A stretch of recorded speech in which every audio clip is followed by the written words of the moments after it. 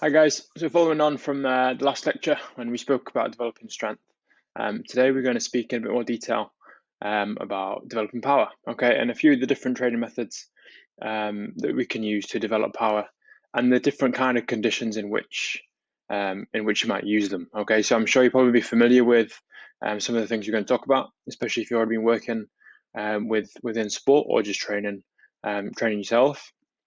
We're just going to talk about some of the pros and cons of those different training methods. And then at the end, we're just going to have a look at a few examples from research as to how effective some of those training methods have been with sporting populations. Okay, so obviously power development, the ability to generate maximal power in dynamic multi-joint movements obviously is going to be dependent upon the nature of the movement. Okay, so the exercises that we choose to help develop power are going to influence the degree of performance, the level of improvement, and the type of adaptations that take place. Okay, obviously traditional resistance exercises, ballistic exercises, plyometrics, Olympic weightlifting, they're all commonly used methods that you'll see in both in the literature and in practice to develop power. Okay, but just like what we spoke about in the last lecture, obviously that middle sentence there about your exercise selection. Obviously, we want to choose exercises that are going to help maximize the transfer from training into sports performance. Okay, so obviously, like with the same kind of example we used last time, having a powerful bench throw isn't going to help you with your long jump. Okay. So obviously, resistance training exercises are relatively straightforward to use. They're movements that a lot of people have done before, and the movements which people are comfortable with. So obviously, exercises such as the squat, bench press, obviously you can insert any exercise in there, deadlift, you name it. As we mentioned last time as well, obviously inherently involve a substantial period where the load is decelerated towards the end of the range of motion. Obviously, that's where in a sporting context we want most of the power to be developed as opposed to be starting to slow down. Okay, again, using the bench press as an example, if you're a boxer and you're punching, then obviously you don't want to be decelerating as you make contact with obviously the person that you're punching. You want to keep accelerating throughout that range of motion, and obviously you can apply that to kicking a football, to running, to throwing a javelin, you name it. Okay, so in the bench press, that deceleration phase has been reported to last for up to 23% of the total duration of a rep when you're talking about 1 rep max loads, all right, and that can increase to as much as 52% of the total duration when the load was reduced to approximately 80%. Okay, now obviously, even at a 1 rep max kind of load, that deceleration phase is still quite significant. And obviously, you're not going to be getting athletes to do 1 rep maxes every time you get them in the gym. So the transfer of training is obviously going to be quite low. Okay, now even when the movement is performed rapidly with a lower load of 45% of a 1 rep max, the deceleration phase can still extend for 40 to 50% of the total movement duration. Okay, and obviously there, a lot of the time you'll hear people talk about the way you perform the rep. Okay, so repetition, velocity, but just the very nature of resistance training exercises means even if you have the intention of performing the rep as fast as you possibly can, inherently there's still going to be that deceleration phase. Okay, now I don't know if any of you guys have seen this device here. All right, now obviously, if we could do practical seminars, then it's a really interesting practical to use one of these devices, which effectively just measures bar speed. Okay, so you can see there you have the box on the floor, you've got the iPad on the squat rack, and then you have a piece of string that attaches to the bar. And obviously all we're measuring there is, well, there's lots of things we can measure with it, but one of the key things that we're measuring there is the speed of the movement. Okay, and obviously you can apply that to all different kind of movements, and it can give you quite interesting data, as well as giving the athlete visual cues as to how fast they're performing the rep. And when we talk about later on in this lecture about finding your optimal load, that is a device you can use to do that. Okay, but obviously there is still the inherent lack of transfer from resistance training exercises, even when you are using a device like that to help encourage an athlete to develop as much power as possible. Okay. Again, one of the other kind of workarounds that people might use to kind of reduce that deceleration phase is set up like this. Okay, so this is something that we call accommodating resistance. All right, so you can either use bands or you can use chains to increase the resistance of the load as you progress through the range of motion. Okay, so obviously here, using a back squat, for example, when you're in the bottom of a squat, which is typically the hardest part of the movement anyway, then the load is pretty much going to be just what's on the barbell. Okay, whereas once you reach the top of the range of motion, not only have you got the load of the barbell, you've also got the load that the added tension in the bands is creating. Okay, so obviously once you get past kind of about parallel and the resistance from the band or the chains really starts to kick in, then it does force you to keep accelerating throughout the range of motion. Now, looking at some research into this, it's very mixed in that some studies find that it does make a difference to overall power production and bar speed, and some studies finding that it doesn't. It seems to very much depend on the person, depends on the movement that you use as well, and it depends on the kind of resistance you use. Obviously, chains aren't necessarily that consistent because the links, if they're quite big, they can add load quite quickly. Bands are a little bit more consistent, but then again, there's only so much tension you can create using a band, and once people start to get used to it, then the effect can start to wear off. Okay, so it's not to say that traditional resistance exercises aren't useful for developing velocity, but it's important that you use them A, at the right time, and B, also have an understanding that they may not be the best possible method. Okay, but having said that, again, if we're talking about mixing methods, if say time is limited, or the athlete is at a particular phase in the training cycle where we're looking to kind of jointly develop both strength and velocity, then it might be something that you might look to use. But we'll talk about that in a little bit more detail when we move on to talk about periodization. Okay, so one of the exercises, or one of the type of exercises you'll see used much more often, both in the research and in practice when we're looking to develop power, is obviously ballistic exercises. So ballistic exercises such as the jump squat or bench throw obviously remove a significant proportion of the deceleration phase. Now, obviously, with both of those exercises there, we're not talking about stopping at the top of the range of motion. We're talking accelerating through it to project, obviously, either your body or the barbell from the ground or from your chest. So it takes out that deceleration phase, and it does make it more sport specific. Okay, obviously these exercises in theory can be performed across a variety of loading conditions. So obviously starting off with no weight and working up to around 80% of your 1 rep max based on the exercise and the requirements of the sport. Okay, obviously that sounds good in theory, but in practicality, if you're doing a bench throw with 80% of your 1 rep max, you need to have some pretty strong wrists to catch the bar on the way back down again. Okay, which might not be that great for you in the long term. All right, similar with squat jumps. Obviously the landing forces that you're going to go through when you're doing a squat jump with 80% of your 1 rep max, especially when you're talking about elite athletes who are going to have high levels of strength anyway.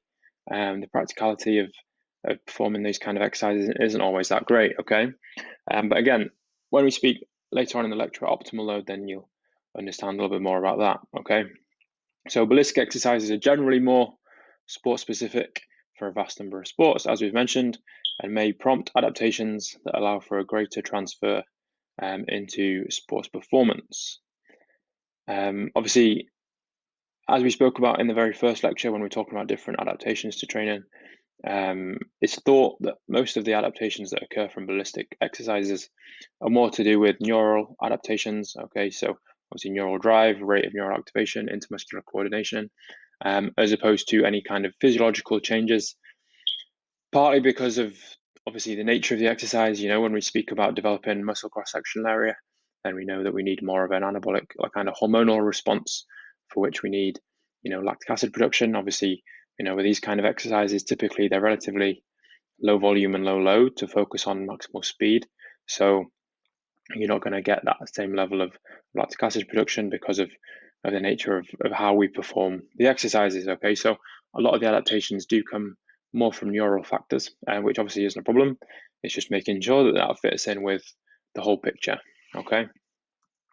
Now, obviously, plyometrics, again, something that's quite heavily researched. And obviously, plyometric movements characterized by that stretch shortening cycle, again, are very specific to sports performance. Okay, now, obviously, as you know, stretch shortening cycle is a big part of all human movement. You know, when we're talking about running, jumping, changing direction, you know, throwing, anything, any of the very broad sporting movements that are involved in a lot of different sports, then they do involve some element of the stretch shortening cycle. So obviously it makes sense from a training perspective to use that within training. Okay, so obviously plyometrics are performed generally with little to no external resistance, normally only your body weight or light medicine balls, that kind of thing.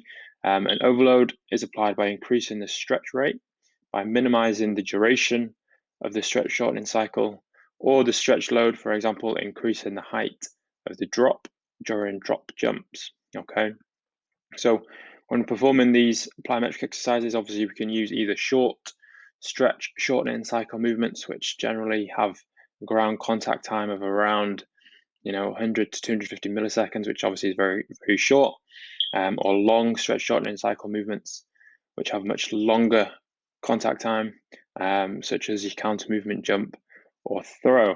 Okay, now obviously with plyometric exercises, we want to make sure that it's specific to the kind of movements that we're going to be encountering within the sport that we're trying to improve athletes in. Okay, now obviously when we talk about that contact time, it's important that we look at that and see how that does transfer into sports performance. Obviously, as we spoke about in the past, if you're working with a 100-meter sprinter, then you're going to work with very short durations, that tenth of a second kind of range, because that's going to be most applicable to sprinting. Okay, whereas on the other hand, if you're working with, say, a marathon runner where the ground contact time tends to be a little bit longer, then again, you might make that a little bit more specific to them. And obviously, in a lab, it's very easy to measure this kind of thing. Obviously, we can use force plates, which obviously give you a very readily available information as to how long that ground contact time has been, how much power has been produced.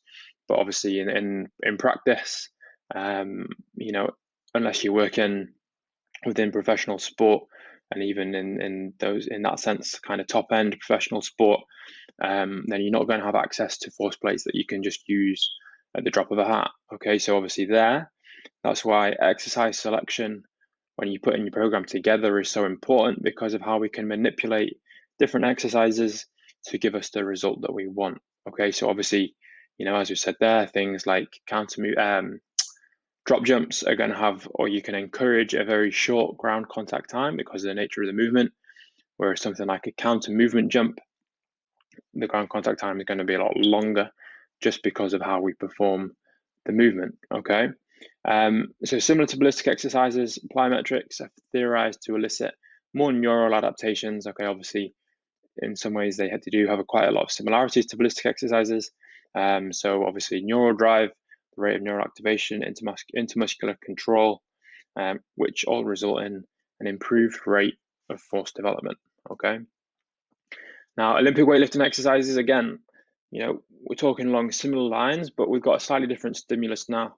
Obviously, similar to ballistic exercises, weightlifting exercises require an athlete to accelerate through the entire propulsive phase, which obviously leads to projection of a barbell. Okay, so I hope by now that a few of you have looked up some Olympic weightlifting exercises, and when you look at them, particularly if you can find some slow motion clips, you will see the nature of the movement does involve both, obviously, the bar being projected, but also the athlete's body tends to be projected off the floor, even though they might be lifting, say, 200 to 210, 20 kilos as they do it. Okay, so the inherent high force, high velocity nature of weightlifting exercises creates the potential for these exercises to produce large power outputs across a variety of loading conditions. Okay, so if we're talking about a spectrum now, obviously you've got your plyometrics where they're low load or body weight exercises, and you've got your ballistic exercises, which practically speaking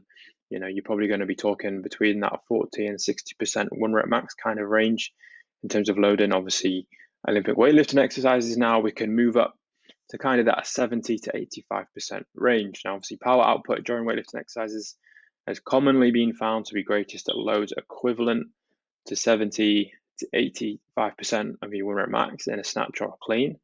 And also, obviously, that means the use of these movements in training is ideal for athletes who are required to generate high velocities against heavy loads. Okay, so again, putting that into a sporting context, if we're talking about rugby players, all right, and particularly forwards in rugby, in a situation like a scrum, they want to be powerful, they want to produce a lot of force, and they want to produce a lot of force quickly, but they're going to be pushing against the weight of the other team. All right, okay, so let's say you've got your eight people either side of the scrum pushing against each other. They could easily be pushing against the equivalent of about 1,000 kilos of body weight. So they need to be able to produce power, but against much heavier loads than, say, a sprinter who's obviously, or a shot put thrower or a javelin thrower who's obviously producing that force against much lighter loads. Okay, which again brings us back to what we spoke about in terms of making your exercise selection, your loading profile, all that kind of stuff as specific to the sport as possible. Okay, now obviously you take a sport like rugby, and they're going to have to do all those things. Okay, and most team sports are similar in the sense that they're going to have to apply force to other athletes on the pitch, which obviously can weigh up to 120, 130 kilos. They're going to have to apply force to the rugby ball, which weighs next to nothing. And then they're also going to have to move their body when they're sprinting and changing direction. Okay, which obviously are all things we need to consider when we putting together a training program. Another, not downside, but kind of restriction or limitation with Olympic weightlifting, particularly when you're working with athletes who may not have as much time as you might like to spend with them in the gym, is obviously Olympic weightlifting exercises involve quite a significant amount of technique, okay, more than your standard deadlift or back squat, because of the nature of the movement, okay, which means to really start to get the benefit of these movements in terms of developing power, then if we're talking about that 70 to 85% range, for that to be effective as a training tool, that has to be of a reflective 1 rep max of what their body is capable of from a force production perspective, as opposed to what their body is capable of from a technique perspective. Okay, so I'll give you an example. In the past, if any of you are into rugby league, and you may have heard of a player called Jamie Peacock, who's someone I've worked with, and obviously he's a very strong guy, but because of his injury history and just the nature of rugby, having the flexibility in his shoulders and in his hips to be able to effectively perform, even a power clean with anywhere close to what he has the strength potential to perform that movement with, is very, very limited. Okay, so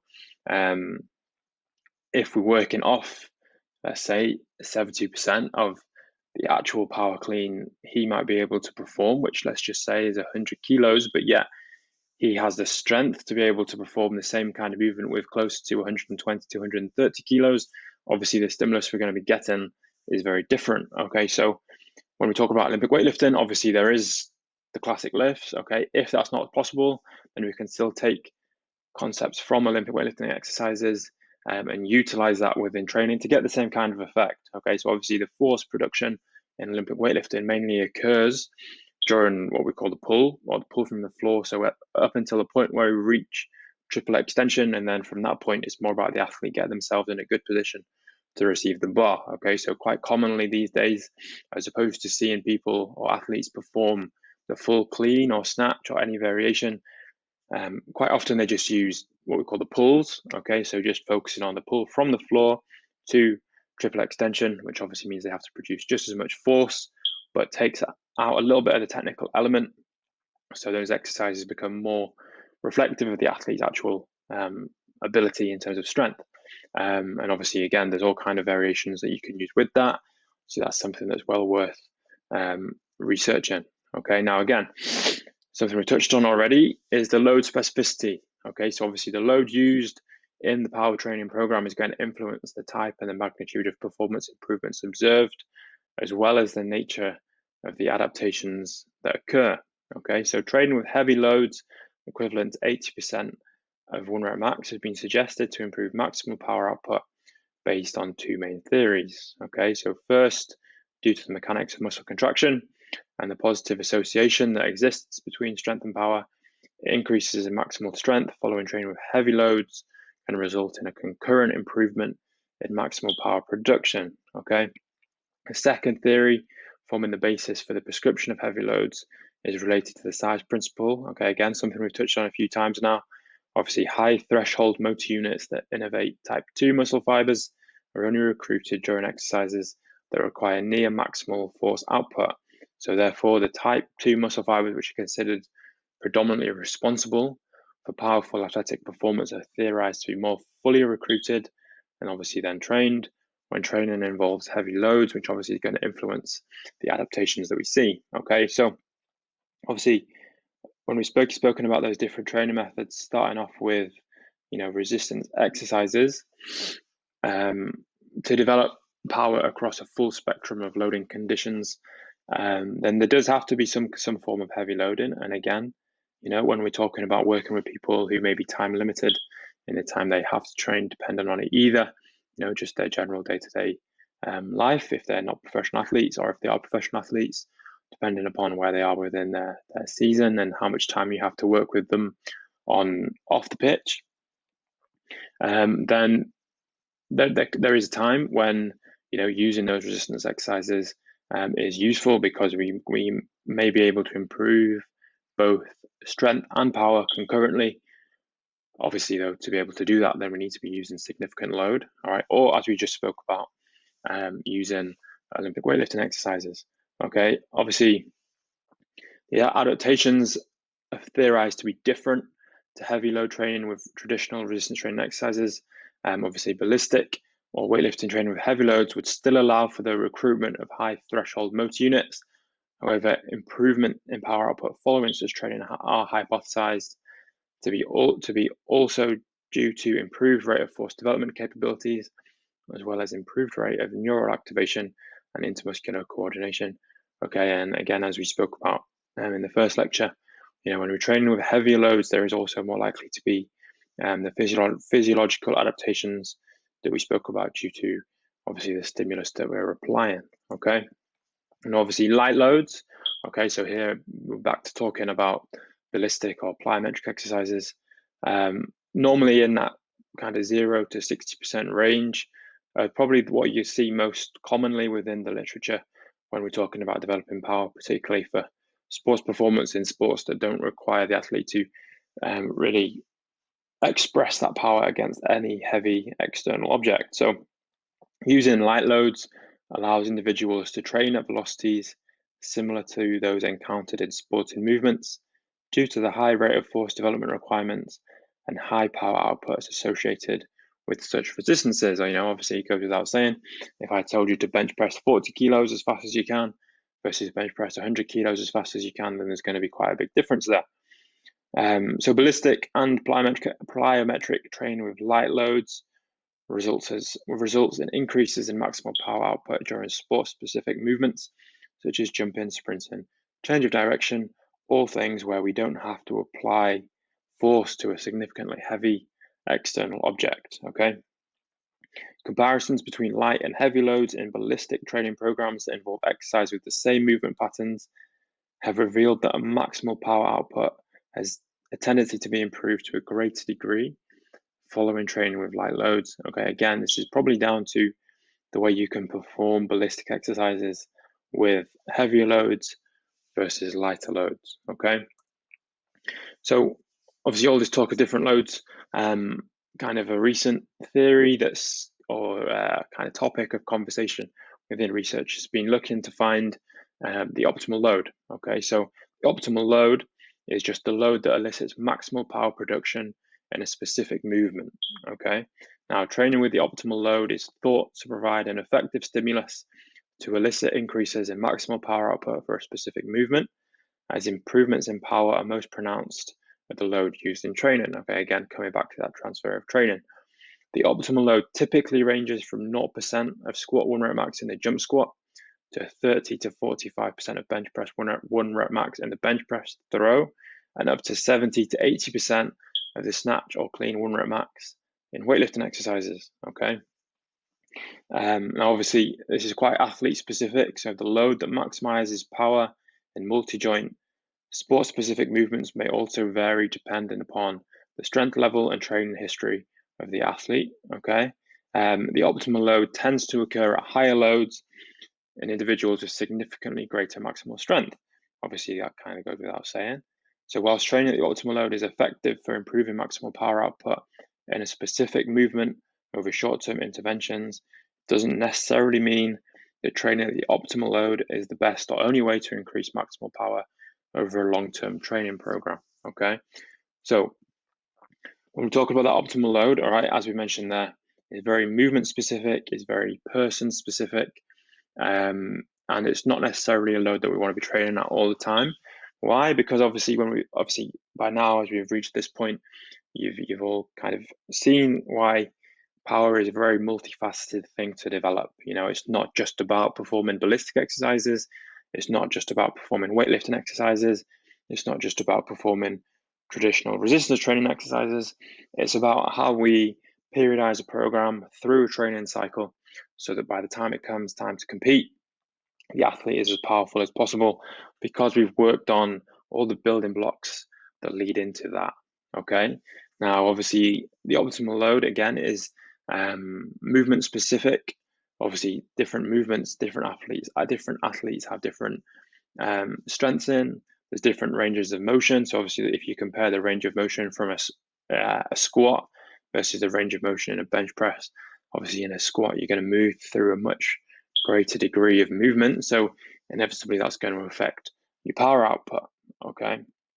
And obviously, the optimal load is dependent upon the athlete's strength. So another good seminar that can be done is taking, a handful of people from the group and picking the same exercise, but comparing how their optimal load is different for just between people. Okay, so let's say we take an example, a bench throw, just because it's a simple exercise, and we each get you to perform, let's say, 2 bench throws at certain percentages of your 1 rep max bench press.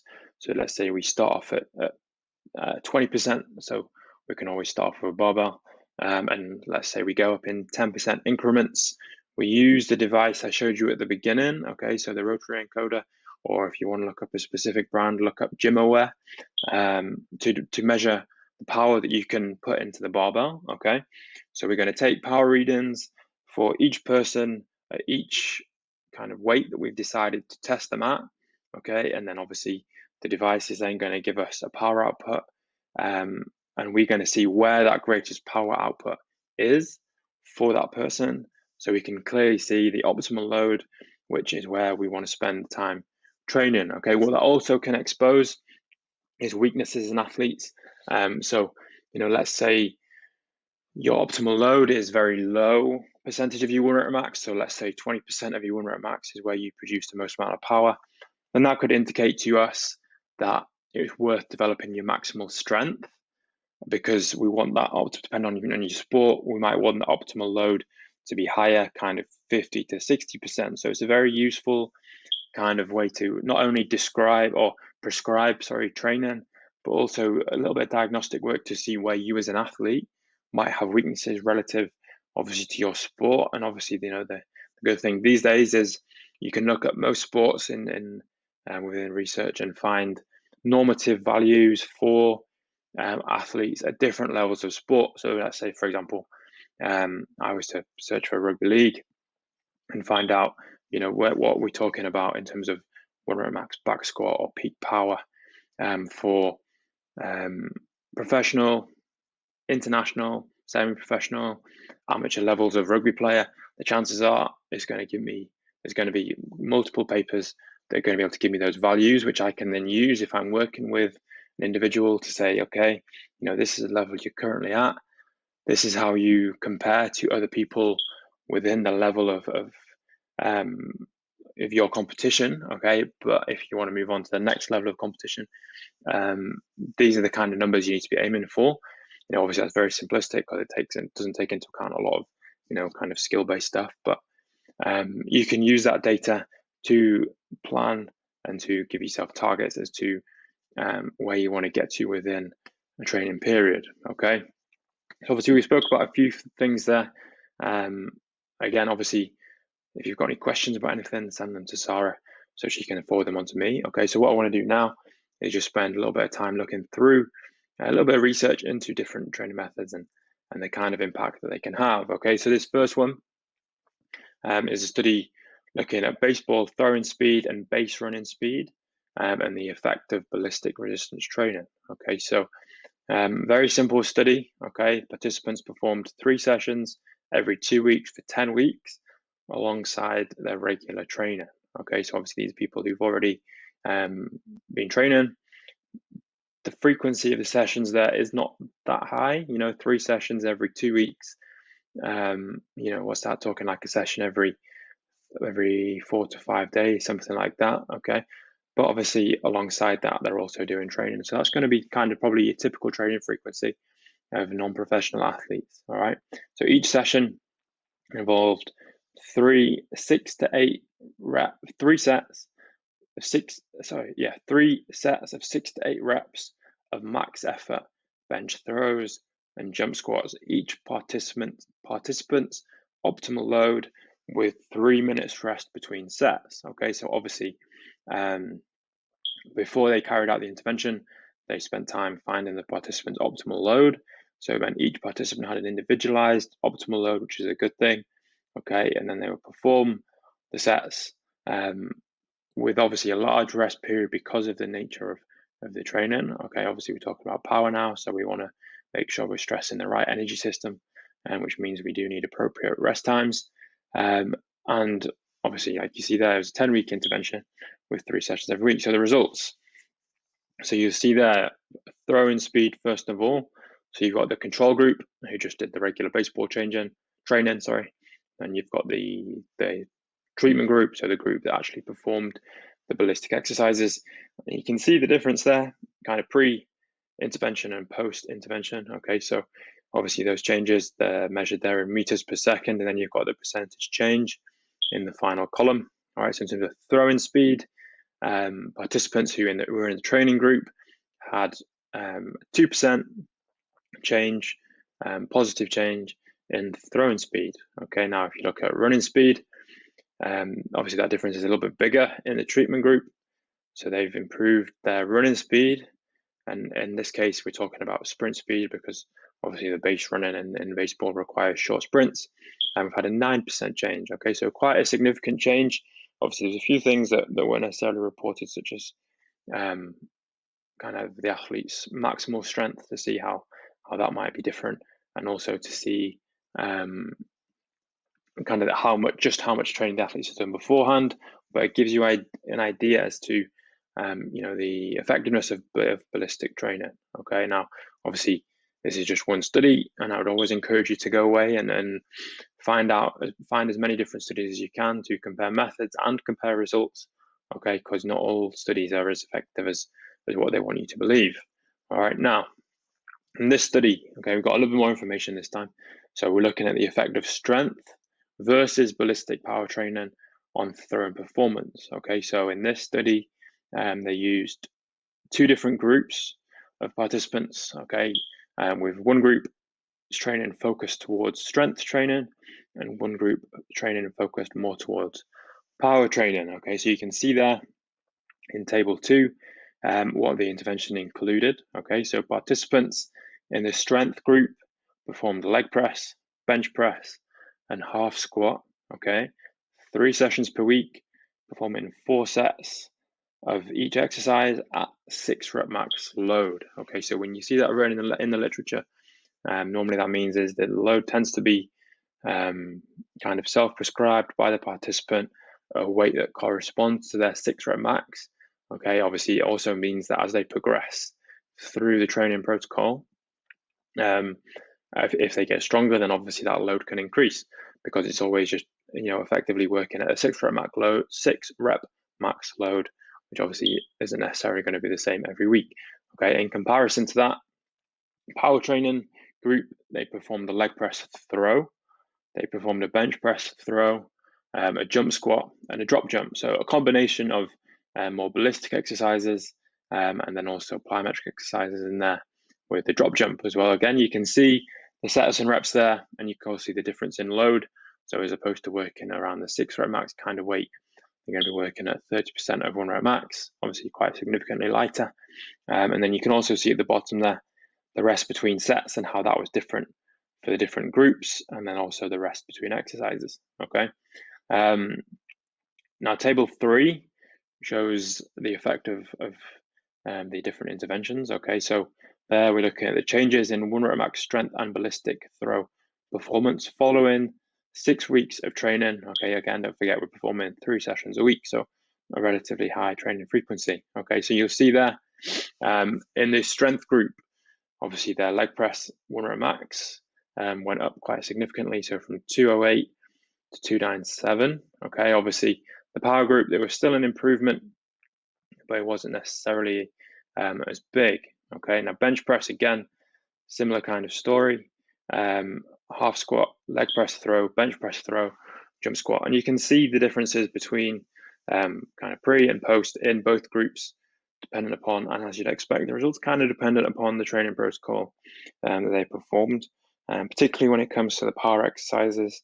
So you can see obviously leg press throw, bench press throw, and jump squat either stayed the same or actually went down in the strength group, whereas in the power group, then obviously there was quite significant increases, particularly if you look at something like the bench press throw, to show the difference there between groups. Okay.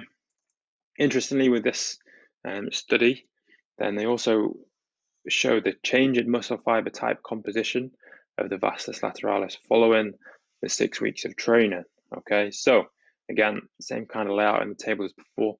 We're comparing the strength group and the power group pre and post. Okay, so if we look at obviously type 1 fibers, there was some change. Okay, type 2A fibers, again, there was some change, particularly when we look at the percentages of changes, whereas type 2B fibers, there was either, well, kind of predominantly a negative change, whereas in the type 2A fibers and type 1 fibers, particularly in, where we're looking, so type 1 fibers in the strength group, there was a small increase, nothing really significant. In the power group, stayed the same as you'd expect. Type 2A fibers, there was a much bigger increase in the strength group than the power group in terms of percentage, and obviously type 2B or type 2X fibers, they actually decreased as a percentage a little bit more. Okay, now obviously, if we think back to some of the different adaptations that we spoke about, and how those training methods might cause different adaptations, you know, obviously seeing a decrease in type 2B fibers isn't too surprising, particularly if you think back to some of the things we spoke about with sprint athletes in the first lecture, but seeing a more kind of pronounced change in type 2A fibers, particularly in athletes performing strength training, is a little bit more like what we would expect. Okay. Next study we're going to look at is comparing plyometrics. Okay, so short-term plyometric training program in football players. Okay, so here we've got a nice table showing us the different exercises they performed. Okay, so again, it was a 6-week training program looking at both single and double leg plyometric exercises. Okay, so you can see there what was performed on week 1 to 2, what was performed on week 3 to 5, and what was performed on week 6. Okay, and you can see how, again, if you use the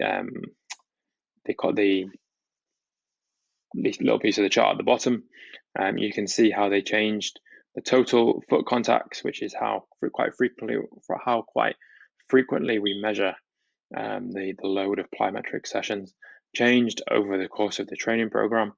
Okay, so you'll find they tended to peak in that kind of week 3 to 5 phase and then dropped off towards the end. Obviously, there's almost a little bit of a deload before they retested. Okay, obviously you can see the different exercises they used, you can see the different heights, you can see the different reps and sets that we used. Okay, And then in terms of results, what did they find? All right, so obviously on the left-hand side there, you've got the plyometric group. You can see that the different tests that they use to measure the increase in performance. So they've got a T-sprint test, an Illinois agility test, a depth jump, and then a maximum voluntary contraction. Okay, if you're not familiar with any of those tests, then have a look at, give them a look, okay, because they are quite common tests that you'll see when you compare these kind of studies. All right, and you can see there obviously the difference between pre-test and post-test in the plyometric group versus the control group. So if we look there, so pre-test in a T-sprint test, originally that was taken 11.7 seconds, that reduced to 11.43 seconds on average. Similar kind of magnitude of change in the Illinois agility test. Depth jump increased from 44.8 to 48.8 centimeters, and maximal voluntary contraction increased from 304 newtons to 328 newtons. Okay, whereas obviously those in the control group, there was still a small increase there was a decrease in time in the T-sprint test. As in they got slower. Okay, they got faster with the Illinois agility test. Stayed about the same in the depth jump and stayed about the same with the MVC. All right, so obviously they're using those tests there to obviously the T-sprint test, agility test, depth jump. You know, they're talking about developing power, but then also they've shown how with the MVC there's also been some increase in strength, even though they've been performing plyometric exercises as opposed to performing any kind of resistance training. Okay, so hopefully that just gives you a little bit of an overview as to some of the training interventions that have been done, the results of some of those training interventions.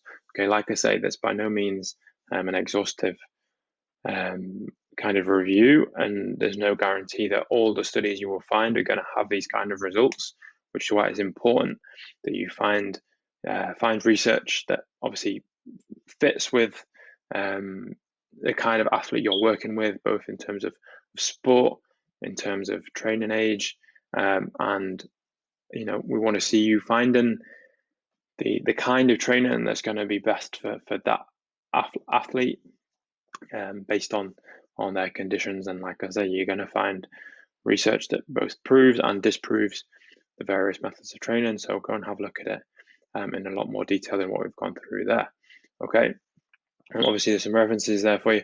What we're going to go through in the next session, all right, we're going to be talking more about periodization and how you would structure obviously some of these different training methods that we've spoken about into a whole kind of season or competitive period plan, looking at a few different sports and how that changes.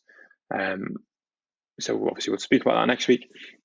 Like I say, if you've got any questions from today, feel free to send them over to Sarah so I can spend some time answering those for you, so you've got as much clarity as possible before you go away and do your coursework.